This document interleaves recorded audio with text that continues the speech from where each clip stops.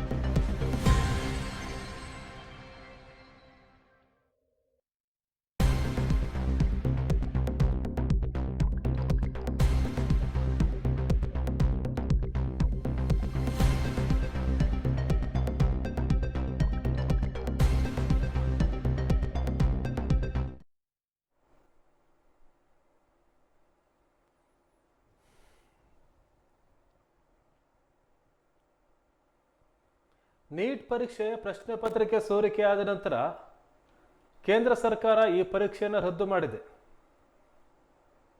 ಈ ಕಾರಣದಿಂದ ರಾಜಸ್ಥಾನದಲ್ಲಿ ವೈದ್ಯಕೀಯ ಶಿಕ್ಷಣ ಆಕಾಂಕ್ಷಿಯೊಬ್ಬ ವಿದ್ಯಾರ್ಥಿಯೊಬ್ಬರು ಆತ್ಮಹತ್ಯೆಗೆ ಶರಣಾಗಿದ್ದಾರೆ. ಪ್ರದೀಪ್ ಮಹೀಶ್ ಇವರು ಆತ್ಮಹತ್ಯೆಗೆ ಶರಣಾಗಿದ್ದಾರೆ. ಇವರು ಜುಂಜುನುವಿನ ಗುದಾಗೋಡ್ಕೆ ಪ್ರದೇಶದ ಕನಿಕಾಕಿ ಧನಿ ಗ್ರಾಮದ ನಿವಾಸಿ. ಇವರು 10+2 ಪರೀಕ್ಷೆಯಲ್ಲಿ ಉತ್ತಮವಾಗಿ ಬರೆದಿದ್ರು, ಉತ್ತಮ ಅಂಕವನ್ನು ಪಡೆದಿದ್ರು ಮತ್ತು ಈ ನೀಟ್ ಪರೀಕ್ಷೆಯಲ್ಲಿ 650 ಅಂಕ ನಿರೀಕ್ಷೆ ಮಾಡಿದ್ರಂತೆ. ಆದರೆ ಪರೀಕ್ಷೆ ರದ್ದಾದ ನಂತರ ತೀವ್ರವಾಗಿ ನೊಂದಿದ್ರು ಅಂತ ಕುಟುಂಬಸ್ಥರು ಹೇಳ್ತಾರೆ. ಇದುವರೆಗೂ ದೇಶಾದ್ಯಂತ ಒಟ್ಟು ಸರಿಸುಮಾರು 4 ನೀಟ್ ಪರೀಕ್ಷೆ ಆಕಾಂಕ್ಷಿಗಳು ಆತ್ಮಹತ್ಯೆ ಮಾಡಿಕೊಂಡಿದ್ದಾರೆ. ಅಂದರೆ ಇವರು ಈ ಹಿಂದೆ ಪರೀಕ್ಷೆಯನ್ನು ಬರೆದು ಉತ್ತಮ ಅಂಕವನ್ನು ನಿರೀಕ್ಷೆ ಮಾಡಿ ಪರೀಕ್ಷೆ ಬರೆದಾದ್ಮೇಲೆ ಮುಗಿತು ಪರೀಕ್ಷೆ ಅಂತ ರಿಲೀಫ್ ಮೂಡಿಗೆ ಹೋಗಿದ್ರು. ಈಗ ಮತ್ತೆ ಜೂನ್ 21ಕ್ಕೆ ನೀಟ್ ಪರೀಕ್ಷೆಯನ್ನು ಘೋಷಣೆ ಮಾಡಿದೆ, ದಿನಾಂಕ ನಿಗದಿ ಮಾಡಿದೆ, ಮತ್ತೆ ತಯಾರಾಗಬೇಕಾಗಿದೆ. ಈ ಹಿಂದೆ ಏನು ಅಂಕವನ್ನು ಪಡೆದಿದ್ರು ಅದೇ ಅಂಕ ಬರುತ್ತೋ ಇಲ್ಲೋ ಅನ್ನುವಂಥ ಆತಂಕ ಅವರಿಗೆ. ಹಾಗಾಗಿ ಫೇಲ್ ಆಗೋದಕ್ಕಿಂತ ಆತ್ಮಹತ್ಯೆ ಮಾಡ್ಕೊಳ್ಳೋಣ ಅಂತಕ್ಕಂಥ ಒಂದು ದುರಂತವಾದಂಥ ನಿರ್ಧಾರವನ್ನು ಈ ವಿದ್ಯಾರ್ಥಿಗಳು ಕೈಗೊಂಡಿದ್ದಾರೆ. 4 ವಿದ್ಯಾರ್ಥಿಗಳು ಇದುವರೆಗೂ ಆತ್ಮಹತ್ಯೆ ಮಾಡಿಕೊಂಡಿದ್ದಾರೆ. ರಾಜಸ್ಥಾನದಲ್ಲಿ ಪರೀಕ್ಷೆ ಪ್ರಶ್ನೆ ಪತ್ರಿಕೆ ಲೀಕ್ ಆಗಿತ್ತಂತೆ.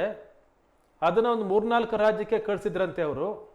ಈಗ ಕೇಂದ್ರ ಸರ್ಕಾರ ಇಡೀ ದೇಶಕ್ಕೆ ಮರುದಿನಾಂಕವನ್ನು ನಿಗದಿ ಮಾಡಿದೆ. ಧರ್ಮೇಂದ್ರ ಪ್ರಧಾನ್ ಹೇಳ್ತಾ ಇದ್ದಾರೆ, ವಿದ್ಯಾರ್ಥಿಗಳಿಗೆ ಅನ್ಯಾಯ ಆಗಬಾರ್ದು, ಆ ಕಾರಣಕ್ಕಾಗಿ ನಾವು ದಿನಾಂಕವನ್ನು ನಿಗದಿ ಮಾಡ್ತಾ ಇದ್ದೇವೆ ಅಂತ. ಸರಿಸುಮಾರು 22 ಲಕ್ಷ ವಿದ್ಯಾರ್ಥಿಗಳು.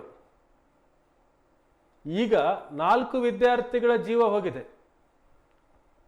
ಇದಕ್ಕೆ ಆಕ್ರೋಶ ವ್ಯಕ್ತಪಡಿಸಿ ದೆಹಲಿಯಲ್ಲಿ ಕೇಂದ್ರ ಶಿಕ್ಷಣ ಸಚಿವ ಧರ್ಮೇಂದ್ರ ಪ್ರಧಾನ್ ಅವರ ನಿವಾಸಕ್ಕೆ ವಿದ್ಯಾರ್ಥಿಗಳು ಮುತ್ತಿಗೆ ಹಾಕೋಕೆ ಮುಂದಾಗಿದ್ದರು. NSUI ಈ ಪ್ರತಿಭಟನೆಯ ಸಾರಥ್ಯ ವಹಿಸಿತ್ತು. 100 ವಿದ್ಯಾರ್ಥಿಗಳು ಈ ಪ್ರತಿಭಟನೆಯಲ್ಲಿ ಭಾಗವಹಿಸಿದ್ರು. ಅವರನ್ನು ಪೊಲೀಸರು ವಶಕ್ಕೆ ತೆಗೆದುಕೊಂಡಿದ್ದಾರೆ.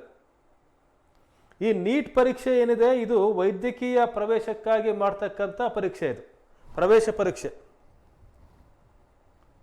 ವೈದ್ಯಕೀಯ, ದಂತವೈದ್ಯಕೀಯ, ಆಯುರ್ವೇದ, ಹೋಮಿಯೋಪತಿ ಅಂದರೆ MBBS, BDS ಅಂದರೆ ದಂತವೈದ್ಯಕೀಯ, BAMS ಅಂದರೆ ಆಯುರ್ವೇದ, BHMS ಅಂದರೆ ಹೋಮಿಯೋಪತಿ, BUMS ಯುನಾನಿ, BSMS ಸಿದ್ಧ, ಆಮೇಲೆ ವೆಟರ್ನರಿ ಸೈನ್ಸ್ ಅಂತ ಏನು ಹೇಳ್ತೀವಿ ಅದು ಕೆಲವು ರಾಜ್ಯಗಳಲ್ಲಿ ಮಾತ್ರ ಅದು ನೀಟ್ಗೆ ಸೇರುತ್ತೆ, ವೆಟರ್ನರಿ ಸೈನ್ಸು. ಇನ್ನು BSc ನರ್ಸಿಂಗ್ ಅದಕ್ಕೂ ಸಹ ಕೆಲವು ಸಂಸ್ಥೆಗಳಲ್ಲಿ ಪ್ರವೇಶ ಇದೆ. ಅಂದರೆ ಸರ್ಕಾರಿ ವೈದ್ಯಕೀಯ ಕಾಲೇಜು, ಇಡೀ ದೇಶಾದ್ಯಂತ ಇರತಕ್ಕಂಥ ಸರ್ಕಾರಿ ವೈದ್ಯಕೀಯ ಕಾಲೇಜು, ಖಾಸಗಿ ವೈದ್ಯಕೀಯ ಕಾಲೇಜು, ಡೀಮ್ಡ್ ಯೂನಿವರ್ಸಿಟಿ ಮತ್ತು AIMS, JAPMER ಮುಂತಾದ ಕೇಂದ್ರಗಳಿಗೆ ಪ್ರವೇಶ ಪಡೀಲಿಕ್ಕಾಗಿ ಈ ನೀಟ್ ಪರೀಕ್ಷೆಯನ್ನು ಮಾಡ್ತಾರೆ. ಇಂಜಿನಿಯರಿಂಗ್ ಹೋಗಲಿಕ್ಕೆ ಬೇರೆ ಎಂಟ್ರೆನ್ಸ್ ಇರುತ್ತೆ. JEE ಮೇನು, ಅಡ್ವಾನ್ಸ್ಡು, KSET, ಕಾಮೆಟ್ಗೆ ಈ ಥರ ಎಲ್ಲ ಕೇಳಿದಿರಿ ನೀವು. ಆದರೆ ನೀಟ್ ಏನಿದೆ, ನೀಟ್ ಇದು ವೈದ್ಯಕೀಯ ಪ್ರವೇಶವನ್ನು ಪಡಿಬೇಕು ಅಂತಲೇ ವಿದ್ಯಾರ್ಥಿಗಳು ಬರೀತಕ್ಕಂಥ ಪರೀಕ್ಷೆ. ಎಷ್ಟೋ ಜನ ವಿದ್ಯಾರ್ಥಿಗಳು ವೈದ್ಯಕೀಯ ಸೀಟ್ ಬೇಕೇ ಬೇಕು ಅಂಥೇಳಿ ಲಾಂಗ್ ಟರ್ಮ್ ಕೋರ್ಸ್ ಸಹ ತಗೋತಾರೆ. ಉದಾಹರಣೆಗೆ ಈ ವರ್ಷ ಸೀಟ್ ಸಿಕ್ಕಿಲ್ಲ ಅಂತಂದರೆ ಮತ್ತೆ ಇನ್ನೊಂದು ವರ್ಷ ಕಂಟಿನ್ಯೂ ಮಾಡ್ತಾರೆ. ಅದೇ ಸೆಕೆಂಡ್ PUC ಅಂತ ಏನು ಹೇಳ್ತೀವಿ, +2 ಎಜುಕೇಷನ್, ಅದರ ಮುಗಿದ ನಂತರ ಈ ವರ್ಷ ವೈದ್ಯಕೀಯ ಸೀಟ್ ಸಿಗಲಿಲ್ಲ ಅಂದರೆ ಇನ್ನೊಂದು ವರ್ಷ ಈ ನೀಟ್ಗಾಗಿನೇ ಓದ್ತಾರೆ. ಅದಕ್ಕೆ ಲಾಂಗ್ ಟರ್ಮ್ ಕೋರ್ಸ್ ಅಂತಾರೆ. ಮತ್ತೆ ಇಡೀ ವರ್ಷ ಕ್ಲಾಸ್ಗಳಿಗೆ ಹೋಗ್ತಾರೆ, ಮತ್ತೆ ಎಕ್ಸಾಮ್ ಬರೀತಾರೆ. ಅಂದರೆ ವೈದ್ಯಕೀಯ ಶಿಕ್ಷಣವನ್ನು ಪಡಿಲೇಬೇಕು ಅನ್ನೋದು ಇವ್ರ ಗುರಿ. ಇಷ್ಟು ಸತತವಾಗಿ ವರ್ಷಗಟ್ಟಲೆ ಶ್ರಮಪಟ್ಟ ನಂತರ ಏನೋ ಚೆನ್ನಾಗಿ ಮಾಡಿದ್ದೀವಿ, ನಮ್ಮ ಶ್ರಮ ಈಗ ಫಲ ಕೊಡುತ್ತೆ ಅನ್ನುವಂಥ ಸಂದರ್ಭದಲ್ಲಿ ಲೀಕ್ ಆದರೆ ಏನು ಮಾಡಬೇಕು? ಇಡೀ ದೇಶಾದ್ಯಂತ ಪರೀಕ್ಷೆ, ಯಾರು ಹೊಣೆ ಹೊರಬೇಕು ಇದಕ್ಕೆ? 4 ಜನ ವಿದ್ಯಾರ್ಥಿಗಳು ಆತ್ಮಹತ್ಯೆ ಮಾಡ್ಕೊಂಡಿದ್ದಾರೆ. ನೀಟ್ ಪರೀಕ್ಷೆ ರದ್ದಾಗಿದ್ದಕ್ಕೆ ಮತ್ತು ಮರುಪರೀಕ್ಷೆ ಆಗ್ತಾ ಇರೋದಕ್ಕೆ. ಇದೇನು ಮೊದಲನೇ ಬಾರಿಯಲ್ಲ ನೀಟ್ ಪರೀಕ್ಷೆಯಲ್ಲಿ ಪ್ರಶ್ನೆ ಪತ್ರಿಕೆ ಲೀಕ್ ಆಗ್ತಾ ಇರೋದು. ಈ ಹಿಂದೆ 4-5 ಬಾರಿ ಲೀಕ್ ಆಗಿದೆ. 2010ನೇ ಇಸ್ವಿಯಿಂದ ಈ ಕಡೆಗೆ 4-5 ಬಾರಿ ಲೀಕ್ ಆಗಿದೆ.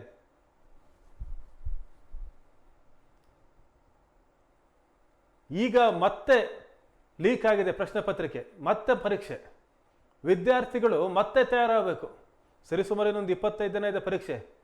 ಮತ್ತೆ ಹಗಲು ರಾತ್ರಿ ಓದಬೇಕು. ಆದರೆ ಈ ಹಿಂದೆ ಏನು ಅವ್ರು ಪರೀಕ್ಷೆ ಬರೆದಿದ್ರು ಅಷ್ಟೇ ಅಂಕ ಬರುತ್ತೆ ಅಂತಕ್ಕಂಥ ನಿರೀಕ್ಷೆ ಈಗ ವಿದ್ಯಾರ್ಥಿಗಳಿಗೆ ಇಲ್ಲ. ಅಂದರೆ ಈಗೇನು ನೀಟ್ ಪರೀಕ್ಷೆ ಆಗಿತ್ತು, ನೀಟ್ ಪರೀಕ್ಷೆ ಆದಮೇಲೆ ಅವರೆಲ್ಲರೂ ಆರಾಮಾಗಿದ್ದರು. ಇನ್ನೇನು ಪರೀಕ್ಷೆ ಮುಗೀತು, ಎಲ್ಲದೂ ಮುಗೀತು, ಇನ್ನೇನು ಫಲಿತಾಂಶಕ್ಕೆ ಮಾತ್ರ ಕಾರಣ ಅಂತ. ಆದರೆ ಆಗಿದ್ದೇನು, ಮತ್ತೊಂದು ಸರಿ ಪರೀಕ್ಷೆ ಬರಬೇಕಂತೆ. ಬೇರೆ ಯಾವುದೋ ಪರ್ಯಾಯ ಇಲ್ವಾ? ಕೇಂದ್ರ ಸರ್ಕಾರಗಳಿಗೆ ಯಾವ ಪರ್ಯಾಯ ಹೊಳಿಲಿಲ್ವಾ? ಅಷ್ಟು ಜನ ವಿದ್ಯಾರ್ಥಿಗಳು ಮತ್ತೆ ಪರೀಕ್ಷೆಯನ್ನು ಬರೀಬೇಕು ಅಂತಂದರೆ ಅವ್ರ ಗತಿ ಏನಾಗುತ್ತೆ? ಸರ್ಕಾರ ಈ ನಿಟ್ಟಿನಲ್ಲಿ ಏನಾದರೂ ಕ್ರಮಗಳನ್ನು ಕೈಗೊಳ್ಳಬೇಕಾಗಿದೆ. ಈಗ ಮುಂದಿನ ಸುದ್ದಿಗೆ ಹೋಗೋಣ.